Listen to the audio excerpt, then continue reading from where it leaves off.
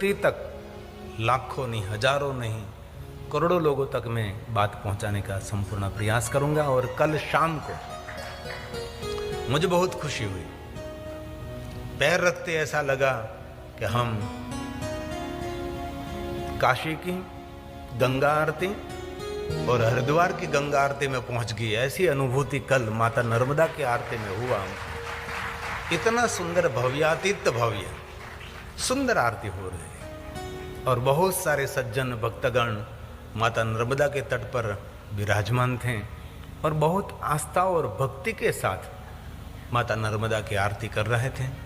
बहुत सारे मूर्धन्य प्रधान व्यक्ति थे। मेरे साथ भी इस कथा की पूरी टीम और हमारे राममूर्ति जी मिश्रा जी के साथ बलराम जी और मेरे जजमान श्री सभी हमारे साथ थे। माता नर्मदा को हमने प्रणाम किया और शपथ भी ली माता नर्मदा की मुक्ति के लिए। और हमने महेंद्रानंद गिरी जी महाराज ने बहुत बड़ा लाभ दिया, इसलिए कल का जो दर्शन था हमारे लिए बहुत यादगार दर्शन रहा, स्मरणीय दर्शन रहा।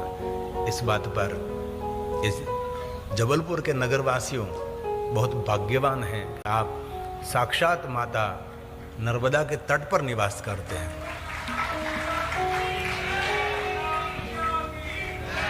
और शिव महापुराण ग्रंथ में कथा है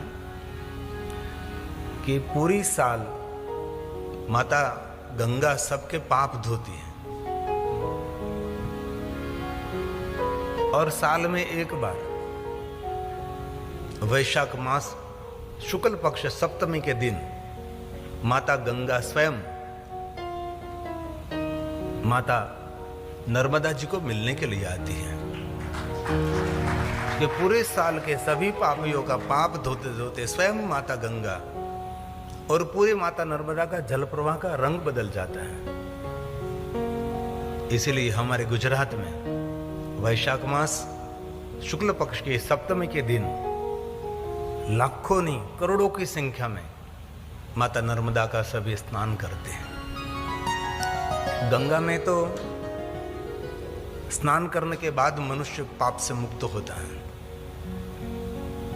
और यमुना का पान करने से, गंगा स्नान यमुना का पान, और तो माता नर्मदा का दर्शन करने मात्र से मनुष्य पाप से मुक्त हो जाते हैं। दर्शन मात्र पाप हारिका, जय जय मां नर्मदा, रुद्र स्वरूप मां नर्मदा, साक्षात रुद्र स्वरूपी ये माता नर्मदा। और शिव महापुराण ग्रंथ में कहा सभी शिवलिंगों की स्थापना की विधि करनी पड़ती है, परंतु माता नर्मदा के जल में से लाए हुए जो शिवलिंग है उनकी कोई भी प्रतिष्ठा विधि आप न कर सके तो भी सभी शिवलिंग वो प्रतिष्ठित है। नर्मदा के जितने कंकर हैं सभी शंकर हैं। इसलिए बहुत खुशी व्यक्त करता हूँ, बहुत प्रसन्नता व्यक्त करता हूँ कि माता नर्मदा के तट पर इस सुंदर जबलपुर गांव बसा है और यहाँ के लोग रोज दर्शन करते होंगे।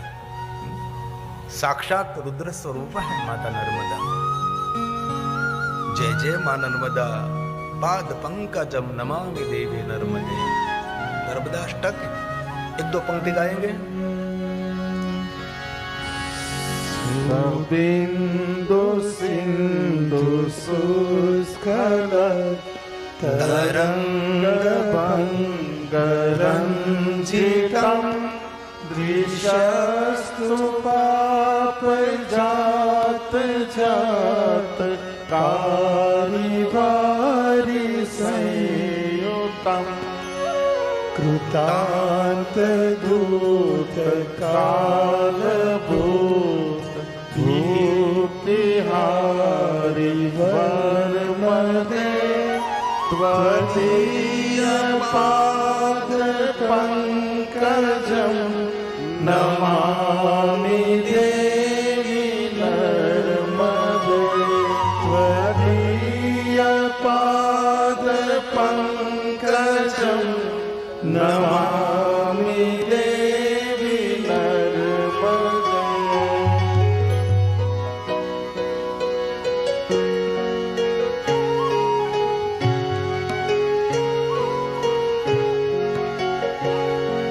त्वदुंगुली नदी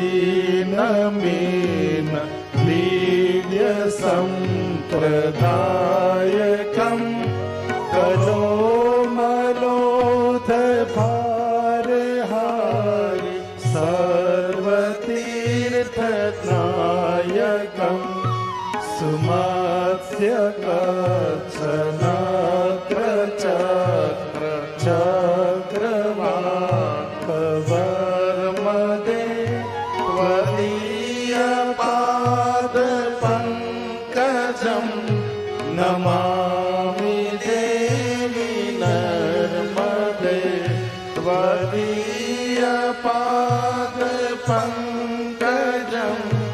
नमामि देवि नर्मदे। माता नर्मदा की अद्भुत महिमा है। पहले तो कहीं भी शिवालय निर्माण होता था तो शिवालय में भगवान महादेव के लिंग स्वरूप की स्थापना करने के लिए विशेष प्रकार से माता नर्मदा के जल प्रवाह में से शिवलिंग लाया जाता था और इस शिवालय में भगवान महादेव के लिंग स्वरूप की स्थापना करते हैं। शिव महापुराण अंतर्गत बहुत सारी बड़ी लिंगावली है।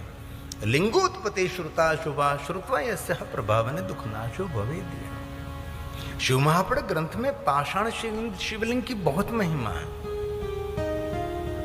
पत्थर में से कोई भी शिल्पकार शिवलिंग निर्माण करते हैं उसको पाषाण शिवलिंग कहते हैं, लेकिन जो बाणलिंग है उनकी एक विशेष महिमा है।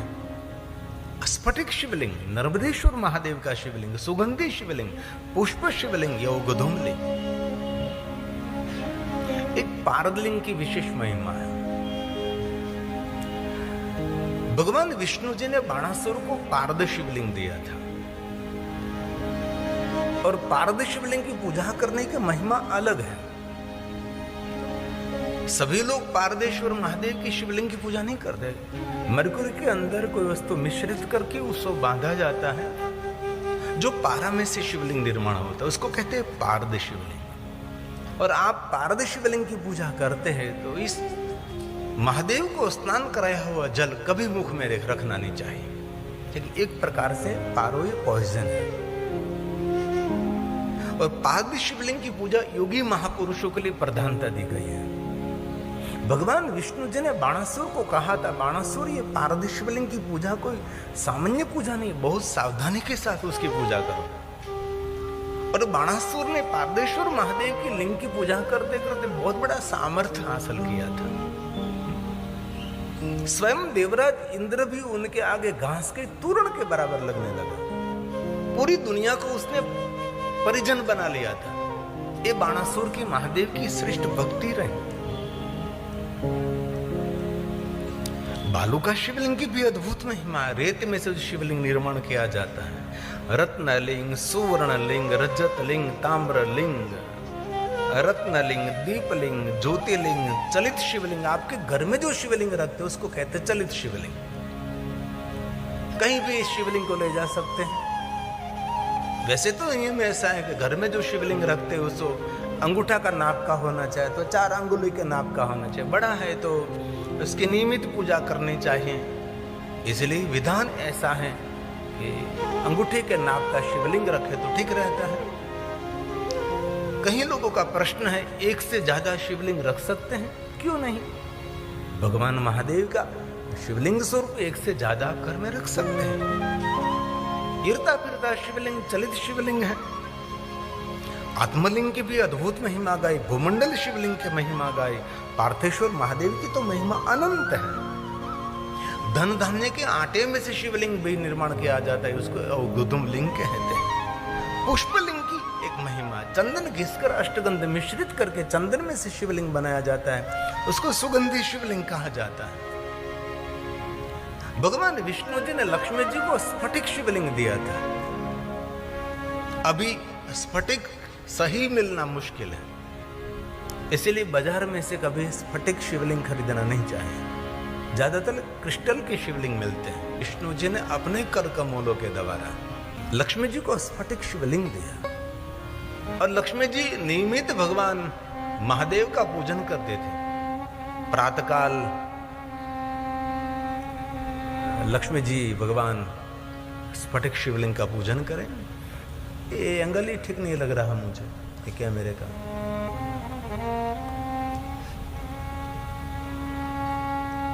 और नियमित पूजा करते थे, एक समय नहीं, तीनों समय, जो कि भगवान विष्णु ने दिया था। और लक्ष्मी जी को संपूर्ण शिव भक्ति का मार्गदर्शन भगवान श्री हरि ने किया है। मध्याह्न में भी भगवान महादेव का पूजन करें, संध्या समय भी भगवान शिव का पूजन करें। और विष्णु पत्नी लक्ष्मी नियमित पंचाक्षर मंत्र का जाप करती थी। और महादेव की पूजा में, महादेव की भक्ति में लक्ष्मी निरंतर रहते। अब मेरे पास से कुछ वचन मांगा। तब लक्ष्मी जी ने विवेकपूर्ण कहा कि महादेव जी, आपका दर्शन ही सबसे बड़ा वरदान है। योगी महापुरुष बहुत समय तक तपस्या करते तो भी आपका दर्शन नहीं होता भगवान। और मेरी सरल भक्ति से महादेव आप मेरे सामने प्रत्यक्ष प्रकट हुए, उससे बड़ा वरदान क्या हो सकता है महादेव जी। इसलिए आपका दर्शन ही मेरे लिए सबसे बड़ा वरदान है। तो अभी भगवान महादेव आप मुझे मांगने के लिए कह रहे, इसीलिए मैं भगवान आपको कहते। विष्णु पत्नी लक्ष्मी ने कहा, महादेव, हमारा संपूर्ण प्रेम भगवान विष्णु जी के चरणों में रहे और हमारे हृदय में महादेव जी आपकी भक्ति रहे। बस ऐसी कृपा करो कि महादेव जी आपकी भक्ति से कभी मैं वंचित न रहूं। मेरे जीवन की एक भी पल ऐसी नहीं होनी चाहिए कि भगवान मैं आपको भूल जाऊं। निरंतर आपकी स्मृति, आपकी याद, आपका स्मरण, आपका भजन मेरे चित्त में रहे भगवान। मेरे हृदय में आप रहे महादेव जी। मेरा संपूर्ण प्रेम विष्णु जी के चरणों में रहे। लक्ष्मी जी ने भगवान महादेव के आगे मांगा है। और भगवान शिव जी की पत्नी दक्ष पुत्री सती दक्ष यज्ञ में अपना देह का त्याग कर रही थी। तब भगवान महादेव की पत्नी सती ने भगवान विष्णु के पास से मांग लिया, सती मरत हरिसन बरु मागा, जन्म जन्म शिव पद अनुरागा। दक्ष महाराज की पुत्री, और दक्ष महाराज ने भगवान शिव के साथ उसका विवाह किया। और सती जब देह त्याग कर रही थी, तब सती भगवान श्री हरि भगवान विष्णु को याद करके कहते थे कि जन्मों जन्म तक भगवान शिव जी के चरणों में मुझे प्रेम रहा। कितना सुंदर समन्वय है देखो। या भगवान विष्णु जी की पत्नी लक्ष्मी जी भगवान महादेव के आगे मांग रही हैं कि मुझे विष्णु भगवान के चरणों में प्रेम रहे, आपकी भक्ति मेरे हृदय में रहे।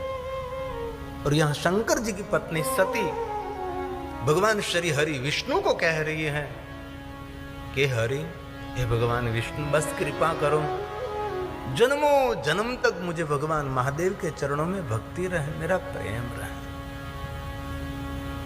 महादेव ने कहा, लक्ष्मी धन्य है आप, और कुछ आपके मन में जो मांगने की इच्छा है आप मांग सकते हैं, अभी भी अवसर है। ये बात भगवान महादेव ने उपमन्यु ऋषि को भी कहा था। व्यार्धपाद का पुत्र उपमन्यु ऋषि अपनी निर्धनता, अपने दरिद्रता को दूर करने के लिए जब भगवान महादेव का आराधन कर रहे थे और उपमन्यु ऋषि को भगवान महादेव जी मिले, तो महादेव ने कहा कि उपमन्यु जी, आपके मन में जो इच्छा है आप मेरे पास से कुछ वचन मांगे। तब उपमन्यु ऋषि ने कहा, भगवान, आपके दर्शन मात्र से मेरी जो मांगने की वृत्ति थी सभी वृत्ति समाप्त हो गई। और हमारे जीवन में भी ये सोचना चाहिए, जहां तक हम भगवान के आगे मांगते रहते हैं वहां तक इतना जरूर याद रखिए, हम भगवान से बहुत दूर हैं। जब भक्त भगवान के आगे मांगना बंद कर देते हैं तब भगवान हमारे निकट हैं, लेकिन ज्यादातर मांगते रहते हैं। जब भगवान महादेव जी प्रभास तीर्थ में चंद्र महाराज को मिले थे, तब भगवान महादेव ने कहा कि चंद्र, मेरे पास से कुछ वरदान मांगिए। अत्रि पुत्र चंद्र, अनुसुया का पुत्र चंद्र ने कहा था, भगवान महादेव जी, दर्शन मात्र से सब कुछ मिल जाता है। मुझे पता है महादेव जी, आपके दर्शन से कुछ मांगना नहीं पड़ता, सब कुछ मुझे मिलने वाला है। जिनको भगवान महादेव मिले हैं और महादेव के दर्शन का इतना प्रभाव रहा है, मांगने की जो वृत्ति है ये संपूर्ण समाप्त हो जाती है। हमारे जीवन में भी महादेव की पूजा करते करते, महादेव का अर्चन करते करते, शिव जी का स्मरण करते करते हमारी शिकायत, हमारी फरियाद, हमारी मांगने की वृत्ति जब बंद हो जाएगी, तब समझ लेना चाहिए आपको महादेव मिल गया है। महादेव आपसे दूर नहीं है। जहां तक हम मांगते रहते हैं वहां तक समझ लेना चाहिए कि हम भगवान शिव से बहुत दूर हैं। ऐसी बहुत सारी कथा है कि जिनको महादेव मिले उसने कुछ महादेव के आगे मांगा नहीं।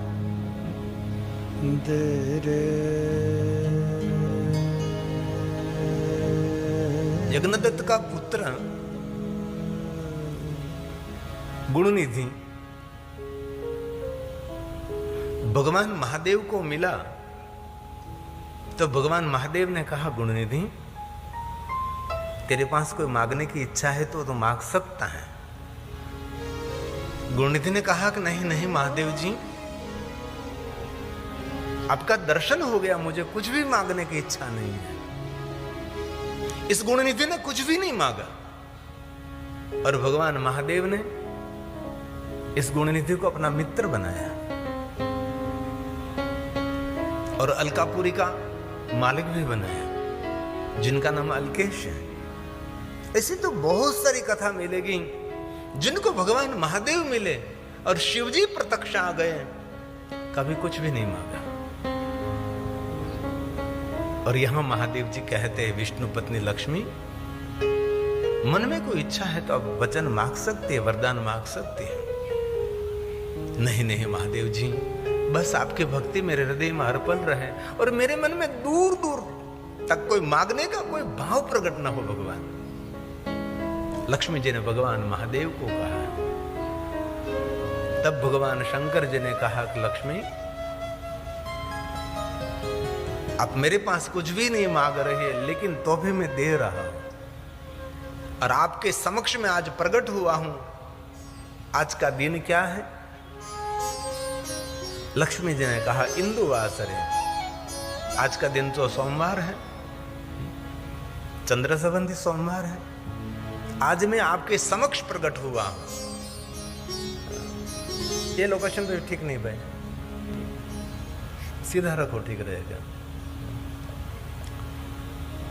हाँ ये ठीक है, भगवान दिखाई देना चाहिए। शिव महापुराण।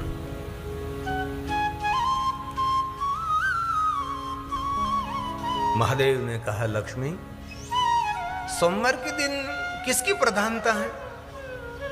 लक्ष्मी ने बहुत विवेक के साथ कहा कि महादेव जी, सोमवार तो आपका ही स्वरूप है और सोमवार तो शांति देने वाला, सुमति देने वाला, संपत्ति देने वाला, संतति देने वाला है। चंद्र संबंधी है और शांति संबंधी है, सोम संबंधी है। सोमवार स्वयं आपका स्वरूप है। तो महादेव ने कहा, लक्ष्मी जी, सोमवार के दिन किसकी पूजा करनी चाहिए? विष्णु पत्नी लक्ष्मी ने कहा कि महादेव जी, सोमवार दिन तो आपकी पूजा की प्रधानता है।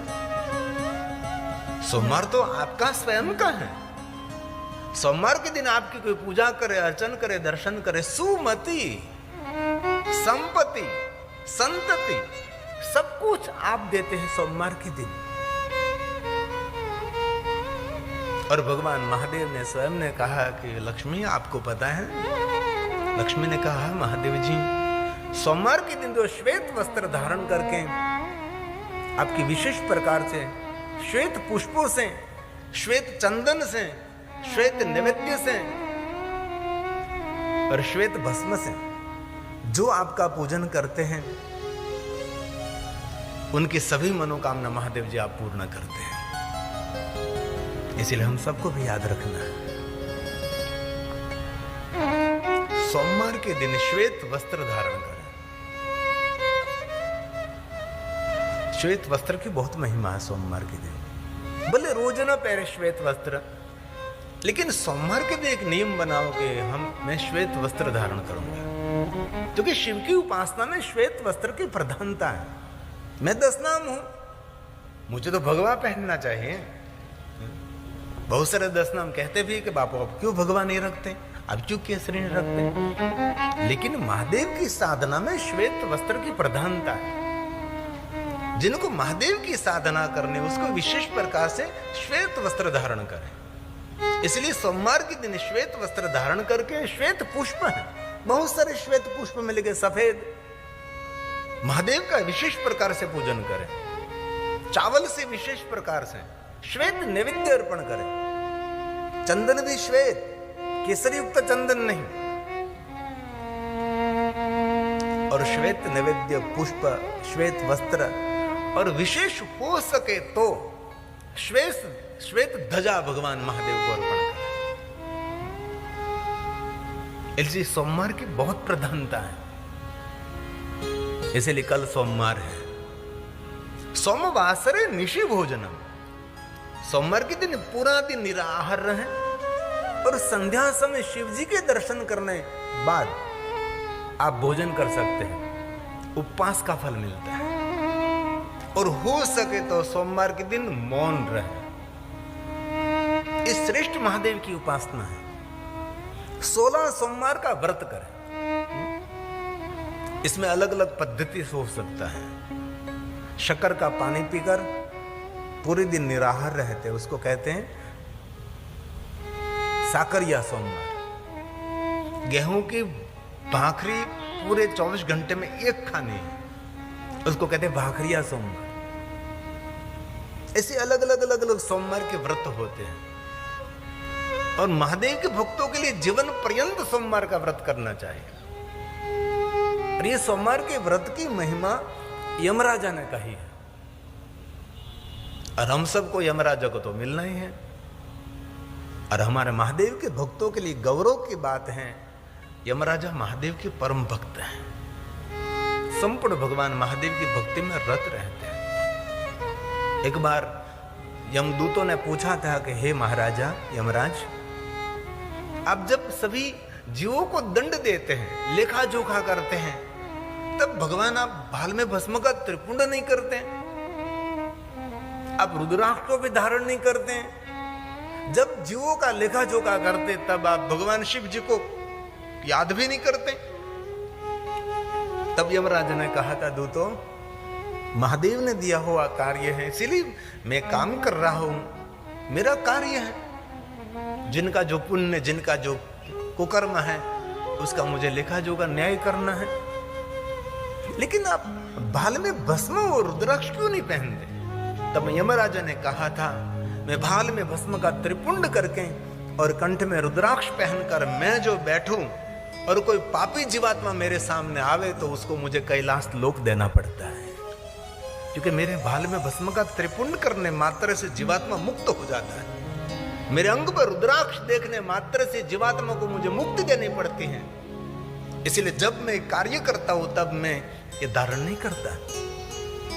और यमराजा ने दूतों को कहा है कि हे दूतों, जो सोमवार का व्रत नहीं करते उसको मेरे पास कभी नहीं लाना, उसको सीधा नरक भूमि में ले जाओ। जो भाल में भस्म का त्रिपुंड नहीं करता वो भी उसको मेरे पास नहीं, सीधा उनको नरक भूमि में ले जाओ। और रुद्राक्ष कभी धारण नहीं करता वो भी नरक के अधिकारी हैं। यमराजा ने महादेव की भक्ति के लिए बहुत बहुत बातें कही है।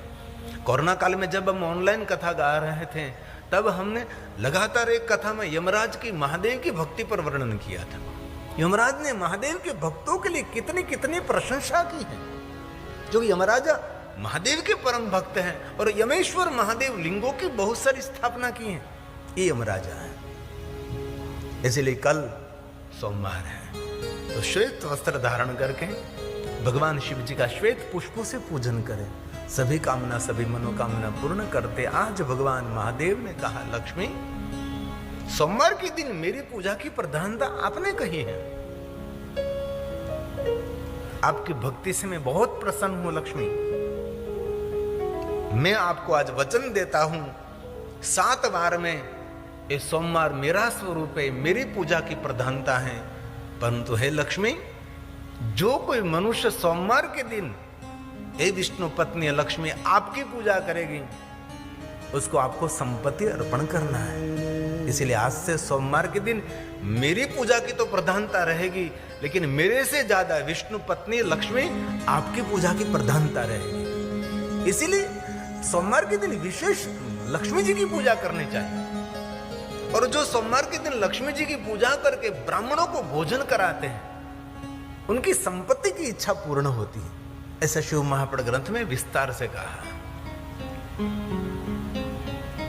और लक्ष्मी जी ने तुरंत कहा कि महादेव जी, ये आपकी उदारता है, मुझे कुछ बोलना है महादेव, आप मुझे अनुमति दे रहे हैं? भगवान महादेव ने कहा, अरे विष्णु पत्नी लक्ष्मी आप बोल सकती हैं, मुझे और भी आपको वरदान देना है। लक्ष्मी ने कहा, महादेव आप दे सकते हैं। तब महादेव ने कहा, लक्ष्मी एक प्रश्न का उत्तर मुझे दीजिए आप, इस पूरे देवलोक में आपका परिचय क्या है? विष्णु पत्नी लक्ष्मी ने कहा, पूरे देवलोक में मेरा परिचय है विष्णु पत्नी लक्ष्मी का।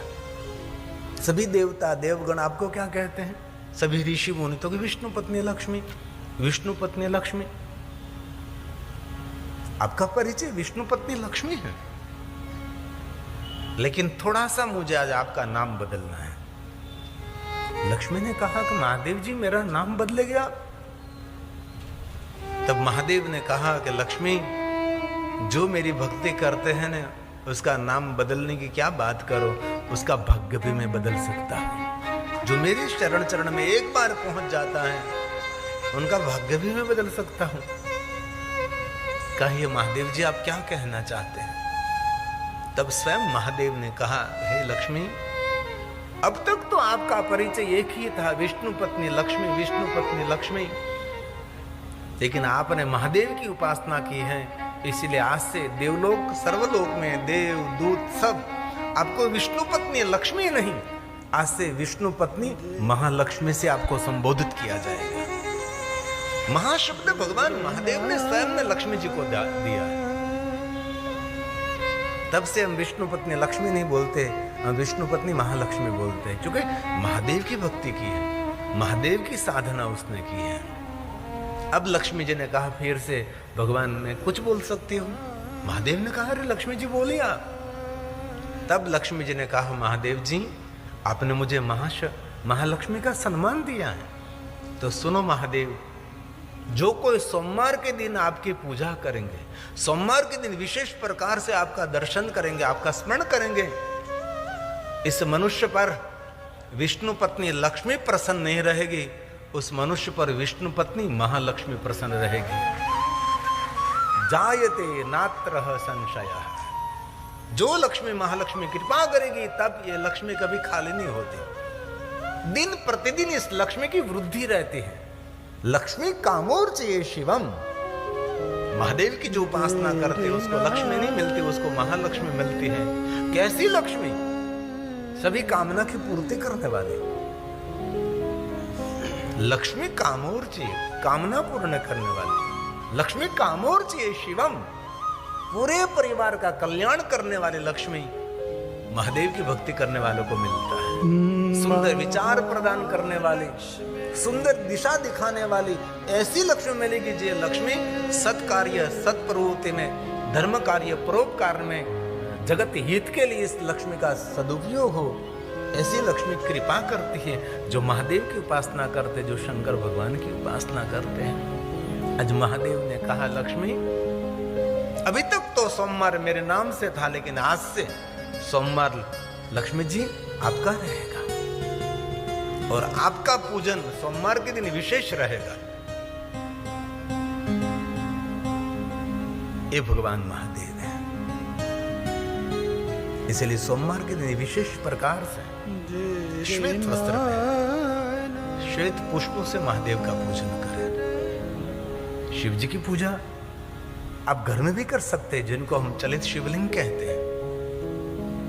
और भगवान महादेव ने लक्ष्मी जो पूजा कर रही थी स्फटिक शिवलिंग, इनमें अपना तेजोमय स्वरूप स्थिर किया है। और नारी शरीर के लिए स्फटिक शिवलिंग श्रेष्ठ माना जाता है। नारी शरीर के लिए एक स्फटिक शिवलिंग और दूसरा पार्थेश्वर महादेव। मिट्टी में से जो शिवलिंग निर्माण किया जाता है उसको पार्थेश्वर महादेव कहते हैं। विशेष प्रकार से पार्थेश्वर महादेव का पूजन करें। एक शिवलिंग से लेकर 1 करोड़ 10 करोड़ शिवलिंग के विधान है। कितने शिवलिंग